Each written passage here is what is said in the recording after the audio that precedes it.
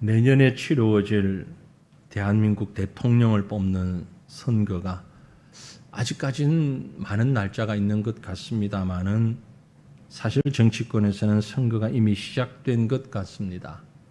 여당, 야당 각 정당에서 경선이 아주 매일 뜨겁죠. 하루도 이어가는 이야기가 뉴스에서 빠지는 날이 없는 것 같습니다.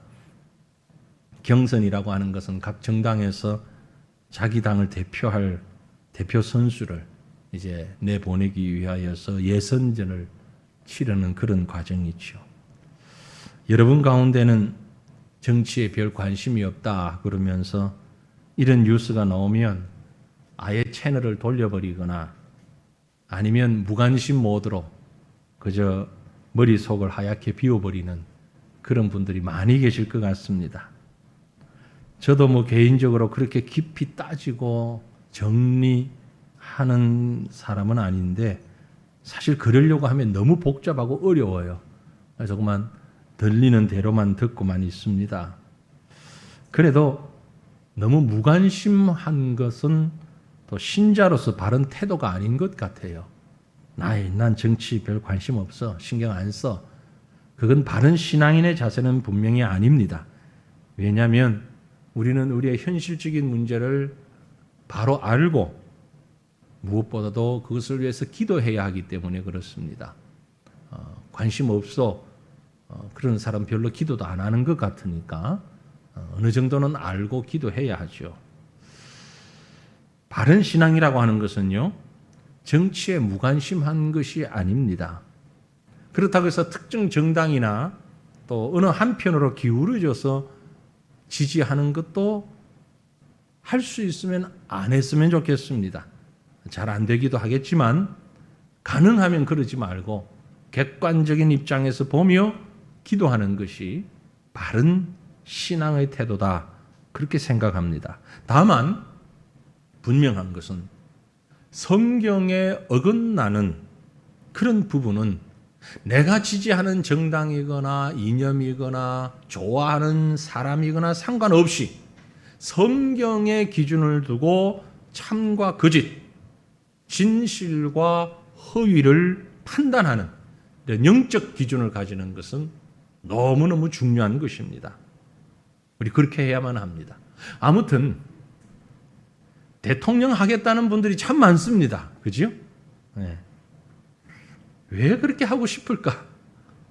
여야를 막론하고 대통령 하겠다는 사람들 따져보면 10손가락이 모자랍니다. 지금. 네. 다 모세예요.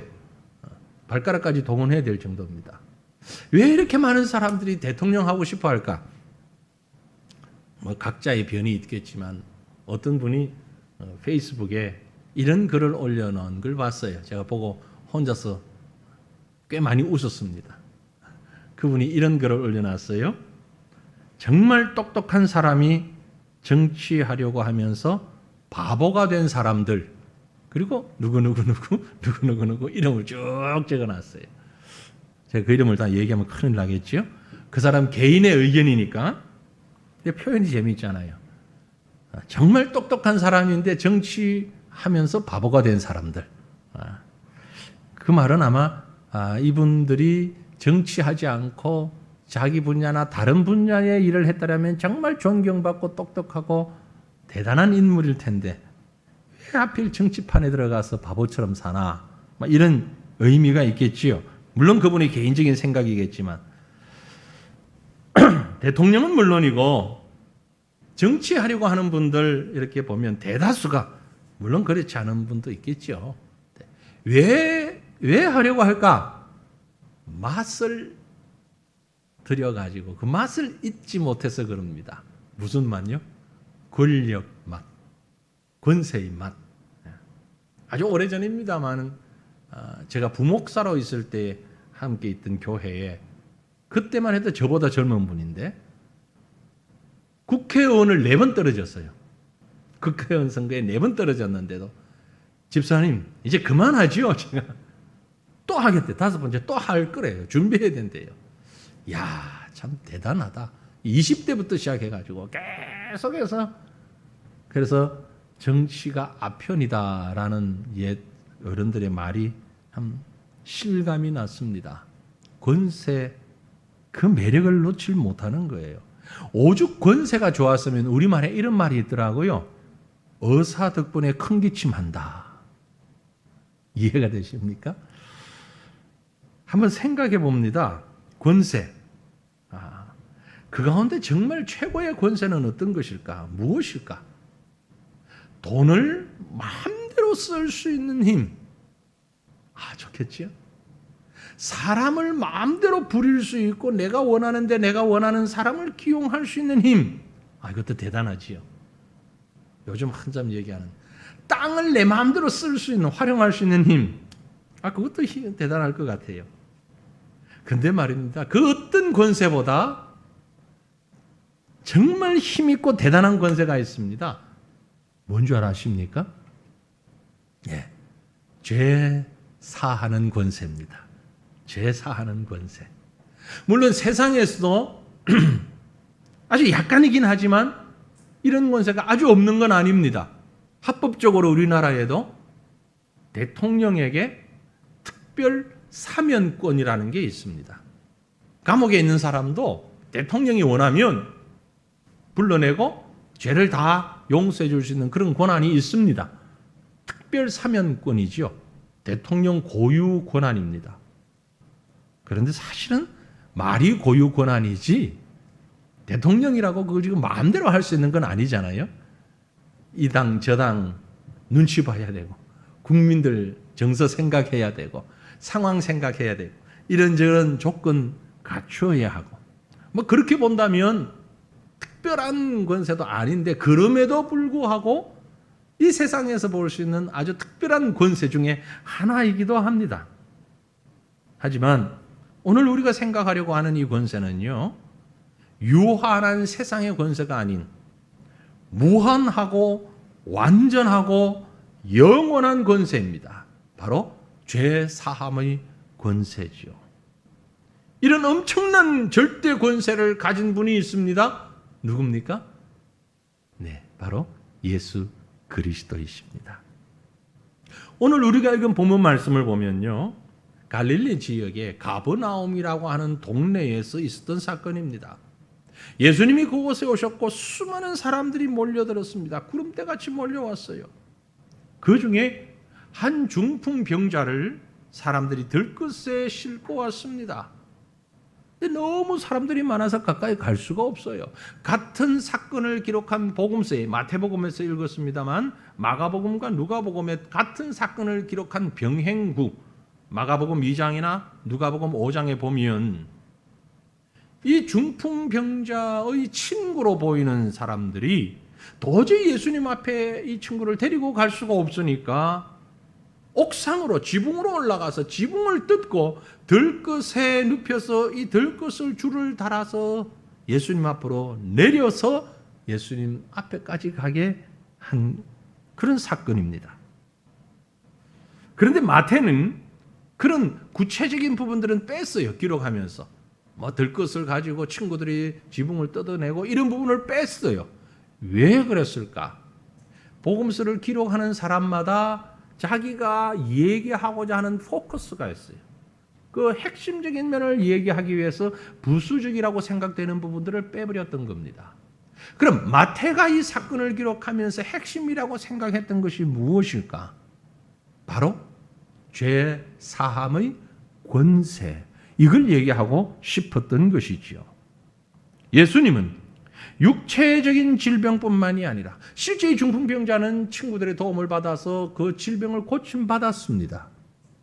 그런데 마태는 육체적인 질병을 고쳤을 뿐만이 아니라 그보다 우선적으로 되어진 일이 있는데 그것이 죄 사함의 역사였다라는 것을 말하고 싶은 것이죠. 여기에 우리가 생각하는 것과 주님의 생각이 조금 핀트가 안 맞다라는 것을 느낍니다. 왜냐하면요, 보세요.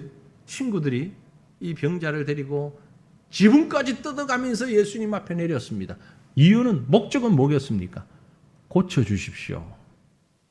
질병 고쳐주십시오. 중풍병 고쳐주세요. 그 말이잖아요.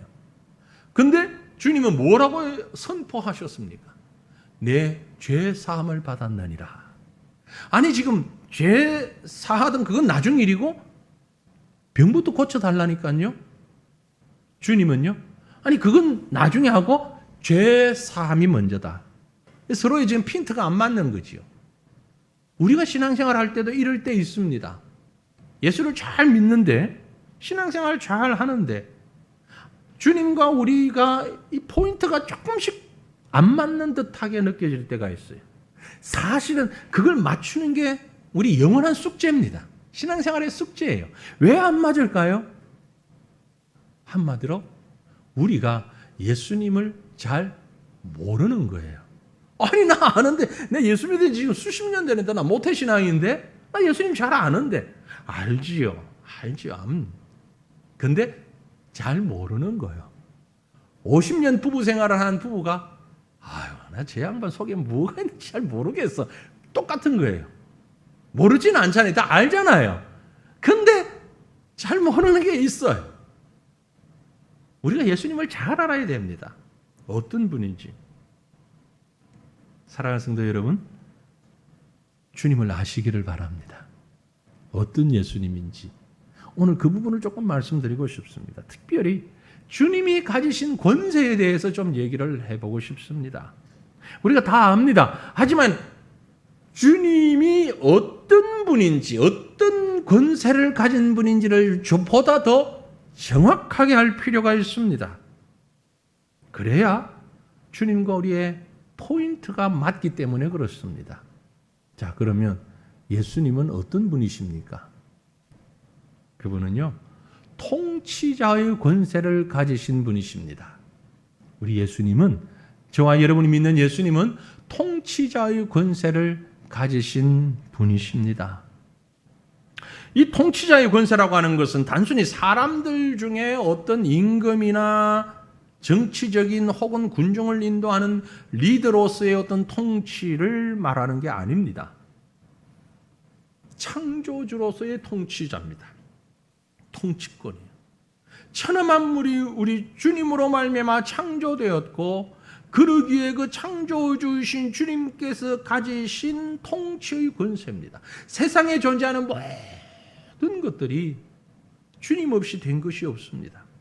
요한복음 1장 2절 3절에 말씀하시기를 그가 태초에 하나님과 함께 계셨고 만물이 그로 말미암아 지은 바 되었고 지은 것이 하나도 그가 없이는 된 것이 없느니라 말씀했어요.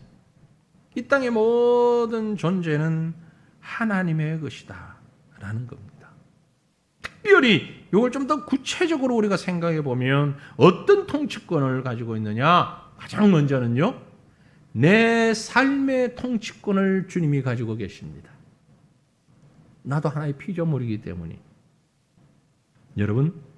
여러분의 인생이 그분의 통치권 아래에 있음을 믿으시길 바랍니다. 여러분 가운데 혹시 내 인생은 나의 것 노래 부르고 그렇게 생각하는 분 계십니까?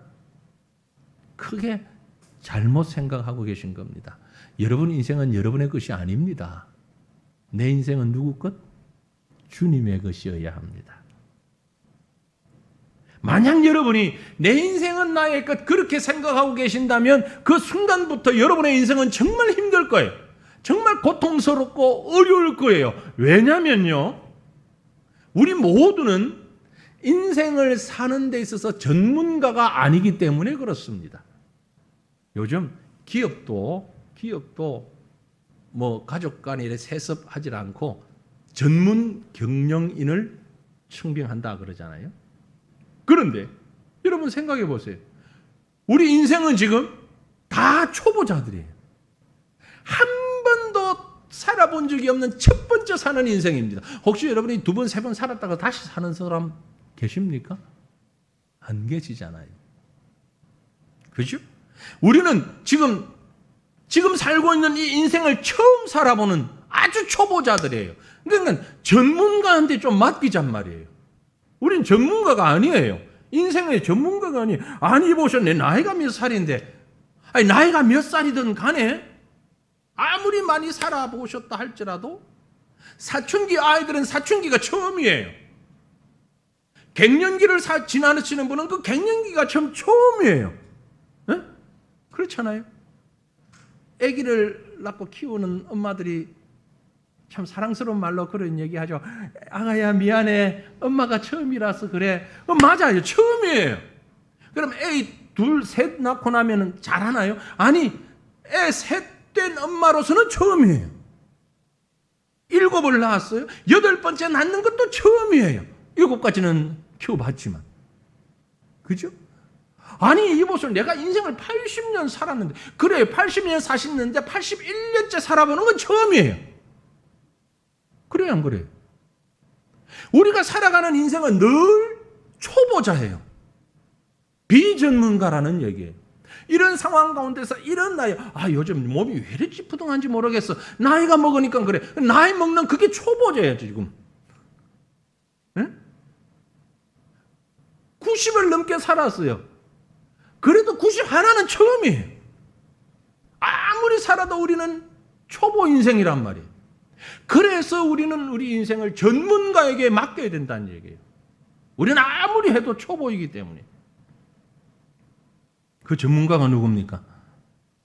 바로 우리 하나님이세요. 믿습니까? 이게 믿어져야 되는 거예요.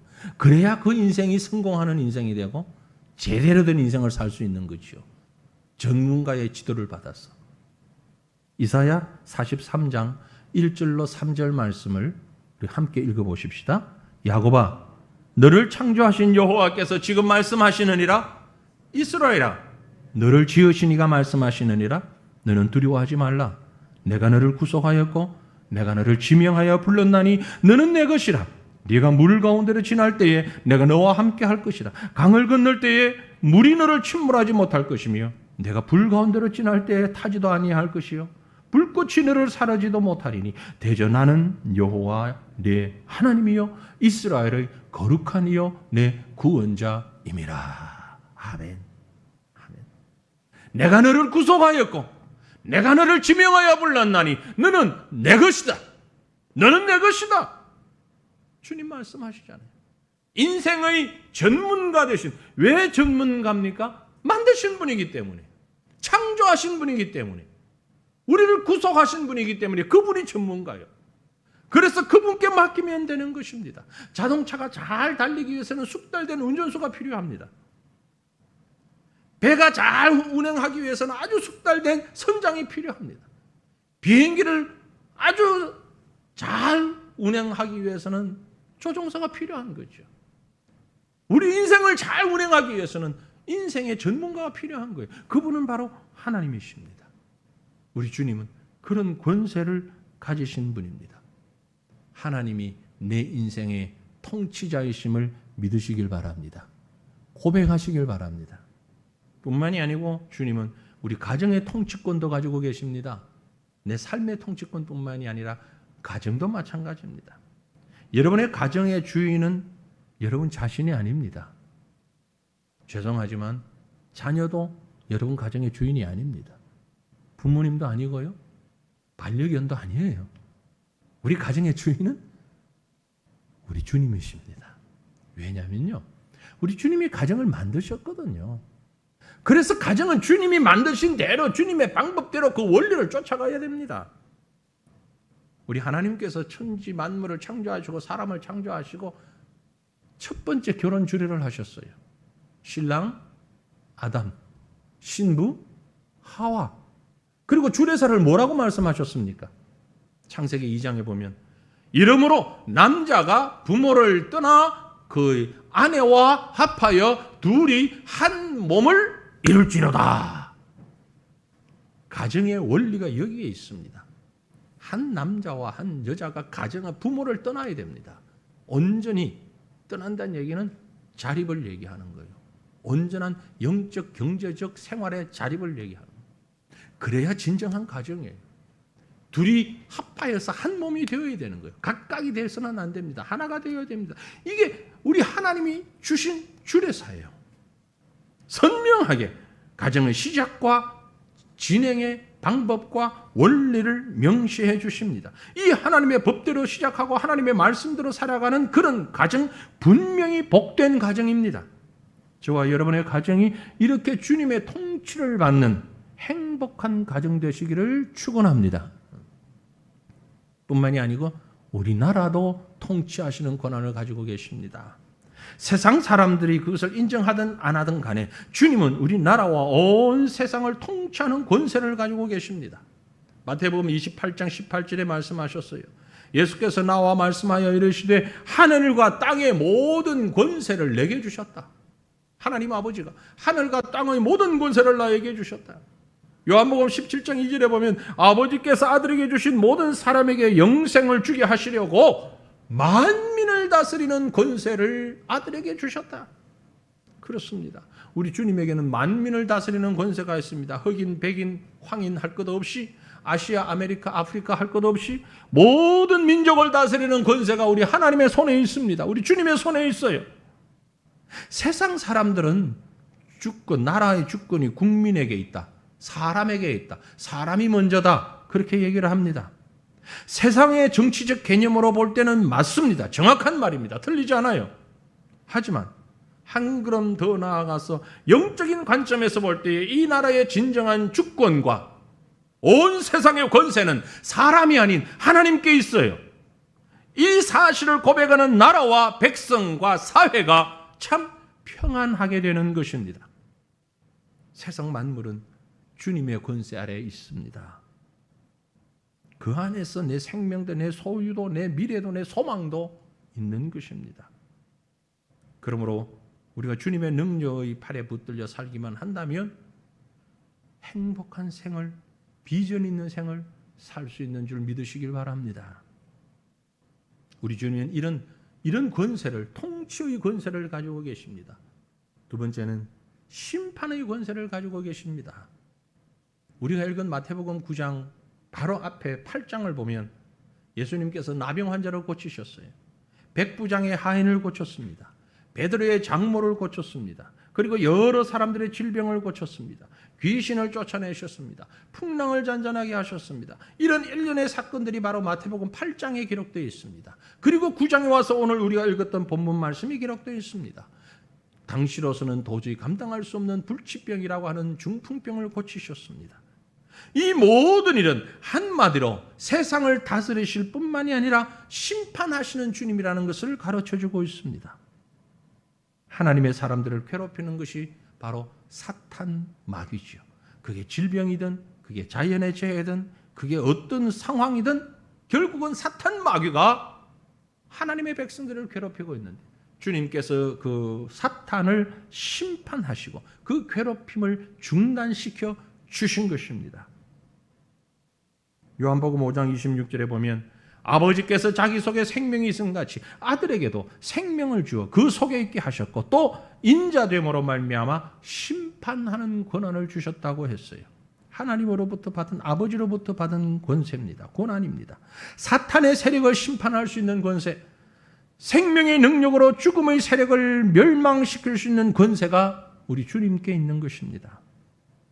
사탄의 권세 앞에, 주님 앞에, 사탄은 주님 앞에 꼼짝 못하는 거지요. 그러므로 우리 주님에게는 악한 자를 심판하는 권세가 있습니다. 그 결과로 죄 문제를 해결받지 못하는 사람들에게 지옥 심판을 멸할 수 있도록 하신 것이죠. 하나님의 공의 앞에 누구도 피할 자가 없습니다. 왜냐하면 하나님은 죄에 대해서는 반드시 심판하시기 때문에 그렇습니다. 세상에서는요, 공소시효라는 게 있죠. 어떤 죄를 짓고 나면 일정 기간 동안 그 죄에 대해서 묻질 못하면, 문책하지 못하면 시간이 지나고 나면 그 죄를 더 이상 물을 수 없다. 이런 게 공소시효입니다. 옛날에 일본에서 실제 그런 일이 있었다 그래요. 어떤 사람이 은행을 털었어요. 은행에 가서 돈을 다 훔쳤어요. 그런데 이 사람을 찾을 수가 없는 거예요. 찾을 수가 없어, 누군지. 그 공소시효가 5년이었답니다. 근데 딱 5년이 되는 날, 정확하게 5년이 되는 날, 밤 12시잖아요. 일본 그 시간으로. 밤 12시 딱 지난 1분 지난 시간에 이 범인이 언론사에 전화를 싹 돌려가지고 내가 기자회견을 하겠다. 그리고 모아서 새벽에 5년 전에 일어난 사건 범인이 나다. 내가 이렇게 쫙 과정을 설명하면서 이렇게 은행을 털었다. 아주 기세등등하게 뻔뻔하게 얘기했는데 누구도 그를 잡아가질 못하는 거예요. 처벌을 못해요. 왜요? 공소시효가 지났기 때문에. 실제로 그런 일이 있었다 그러네요. 참 얼마나 불합리합니까? 여러분, 세상에서는 그럴 수 있어요. 사람의 죄가 숨겨지거나 혹은 시간이 지나서 처벌 못하고 묻지 못할 수 있습니다. 근데 말이죠, 하나님 나라에서는요 공소시효가 없어요. 하나님 나라 재판 앞에서는 우리의 죄악은 하나하나 내가 기억하지 못하고 아무리 오래된 것도 하나님 앞에서는 공소시효가 없습니다. 주님은 다 물으십니다. 대신 세상에 없는데 하나님께 있는 게 있습니다. 그게 뭔고 하면 공소무효화시킬 수 있어요. 공소무효시킬 수 있어요. 예수 안에 있을 때, 예수 그리스도를 믿을 때에 공소가 다 무효화되어 버리는 거예요. 죄책을 무효화시킬 수 있는 권세가 주님께 있습니다. 그것이 바로 오늘 세 번째 말씀드리려고 하는 주님이 가지신 권세입니다. 무슨 권세? 죄 사함의 권세예요. 우리 주님에게는 죄 사함의 권세가 있습니다. 주님이 가지신 권세 가운데 가장 중요한 권세, 가장 중요한 힘, 하나님 외에는 누구도 사용할 수 없는 힘, 오직 주님만 쓰실 수 있는 힘, 그 권세, 죄 사함의 권세, 바로 우리 주님의 것입니다. 그래서 주님 말씀하셨죠. 내가 곧 길이요 진리요 생명이라. 그 말은 다르게 번역하면 나만이 길이고 나만이 진리고 나만이 생명이다. 그 말씀이에요. 왜 그렇습니까? 이유는 하나예요. 오직 주님만이 죄 사함의 권세가 있기 때문에. 그래서 오늘 본문 2절 말씀에 보면 중풍병자를 향해서 주님이 이렇게 선포하셨습니다. 침상에는 중풍병자들을 사람들이 데리고 오거늘 예수께서 그들의 믿음을 보시고 중풍병자에게 이르시되 작은 자야 안심하라. 내 죄 사함을 받았느니라. 내 죄 사함을 받았느니라. 아니 누가 감히 이렇게 얘기할 수 있단 말입니까? 그래서 이어서 나는 6절에 말씀하기를 인자가 세상에서 죄를 사하는 권능이 있는 줄을 너희로 알게 하려 하노라. 그리고 중풍병자에게 말씀하시되 일어나 내 침상을 가지고 집으로 가라. 죄 사함을 받았으니 이제는 해결됐어. 일어나서 침상을 가지고 집으로 가라. 다 나았다라는 얘기입니다. 정말 놀라운, 다른 어떤 말로도 표현할 수 없는 엄청난 말씀을 하신 것이죠. 엄청난 말씀 앞에 그 현장에 있던 사람들 중에도 나름대로 이 분야의 전문가라고 하는 서기관이 깜짝 놀랐습니다. 깜짝 놀랐는데 감히 입 밖으로 말을 내지를 못합니다. 속으로 생각만 합니다. 3절 말씀이 그 말이죠. 어떤 서기관들이 속으로 이러되 이 사람이 신성을 모독하는 것 같은데 이래도 되나? 그래가지고 많이 해도 되나? 들리지도 않는 말을 혼자 중얼거리면서 생각하고 있는 거예요. 하지만 예수님은 그의 생각까지도 아시고 반문하십니다. 4절 5절에 예수께서 그 생각을 아시고 이러시되 너희가 어찌하여 마음에 악한 생각을 하느냐? 내 죄 사함을 받았느니라 하는 말과 일어나 걸어가라 하는 말 중에 어느 것이 쉽겠느냐? 어느 게 더 쉽겠느냐? 죄 사함을 받았느니라 하는 말과 일어나서 걸어가라 하는 말 어느 게 쉽겠느냐? 언뜻 생각하면 일어나 걸어가라 그 말이 더 어려울 것 같지요? 그렇게 생각되지 않습니까? 왜? 우리는 눈에 보이는 걸 중심하거든. 죄 사함 받았는지 안 받았는지 눈에 안 보이고 일어나 걸어가라 했는데 못 걸어가면 눈에 별로 보이잖아요. 근데 사실은 일어나 걸어가라가 쉬운 말이에요. 왜요? 걸어가라 했는데 걸어가면 당연히 걸어갈 수 있고 주님의 능력이면, 그죠? 주님의 능력으로는 당연히 걸어가게 할 수 있는. 그러니까 일도 아니에요. 만약에 그날 컨디션이 안 좋아가지고 못 걸어갔다. 그래도 오늘은 안 되네. 다음번에 되겠지. 해피닝으로 끝나는 거예요. 하지만 죄 사함을 받았느니라는 얘기는 영적인 문제입니다. 눈에는 보이지 않을지 모르지만 영적인 문제예요. 주님은 이 사람을 고칠 수 있는 능력은 분명히 있습니다. 그러니까 일어나 걸어가라는 말은 너무 쉬운 일이에요. 예수님에게는. 하지만 죄 사함을 받았느니라고 말씀하시기 위해서는 이제 앞으로 일어날 십자가의 고난과 죽음까지도 마음의 염두에 두셔야, 십자가 사건이 있어야만이 가능한 일이에요. 그러니까 이 말은 예수님 입장에서는 죽음을 각오한 말씀이에요. 일어나 걸어가라는 얘기는 그만 능력 베푸는 일이고, 죄사함 받았느니라는 얘기는 자신의 죽음을 전제한 얘기예요. 어느 것이 쉽겠습니까? 어느 것이? 죄 문제가 당연히 더 무거운 문제겠죠. 그러나 주님께서는 죄 사함의 말씀을 하신 것입니다. 무슨 얘기입니까? 우리가 살면서 만나는 모든 문제의 근원은 사실은 알든 모르든 간에 죄로부터 시작된 것이라는 거죠. 코로나로 인해서 온 인류가 힘들어합니다. 어디서부터 시작됐느냐, 누가 만들었냐, 그 문제가 아니에요. 질병의 근원은 죄의 문제예요. 모든 것이 죄로부터 시작되었어요. 그래서 그 죄의 문제가 해결될 때에 비로소 우리는 진정한 자유와 행복을 누릴 수 있는 겁니다. 진리를 알지니 진리가 너희를 자유케 하리라. 그 진리가 뭡니까? 우리를 죄 가운데서 사하시는 진리입니다. 저를 포함한 우리 모두는 반드시 이 죄 사함의 은혜를 받아야만 합니다. 왜냐하면 저도 여러분도 모든 사람이 죄를 범하였다고 로마서 3장 23절에 분명히 기록하고 있습니다. 모든 사람이 죄를 범하였으며 하나님의 영광에 이르지 못한다.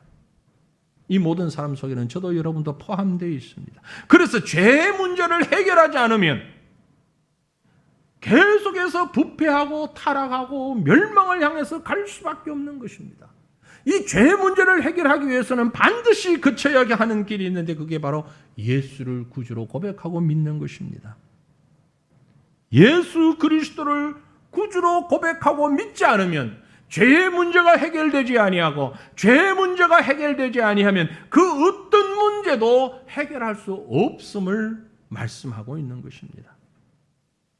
그런 의미에서 우리 예수님은 바로 그런 권세를 가지신 분이십니다. 그래서 주님이 말씀하십니다. 내 자리를 들고 일어나 걸어가라. 말씀드린 대로 주님 앞에 나온 이 사람들은 그저 육체의 질병을 낫기 위해서 나왔습니다. 당연히 그것만 볼 수밖에 없었습니다. 하지만 주님은 그 문제를 뛰어넘어 근본적인 문제까지 해결해 주고 계시는 것입니다.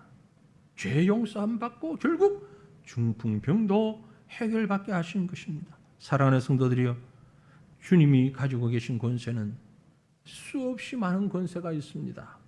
그러나 그 모든 권세 중에 가장 중요한 것은 죄 사함의 권세입니다. 이 권세를 은혜로, 복으로 누리는 저와 여러분이 되시기를 간절히 바랍니다.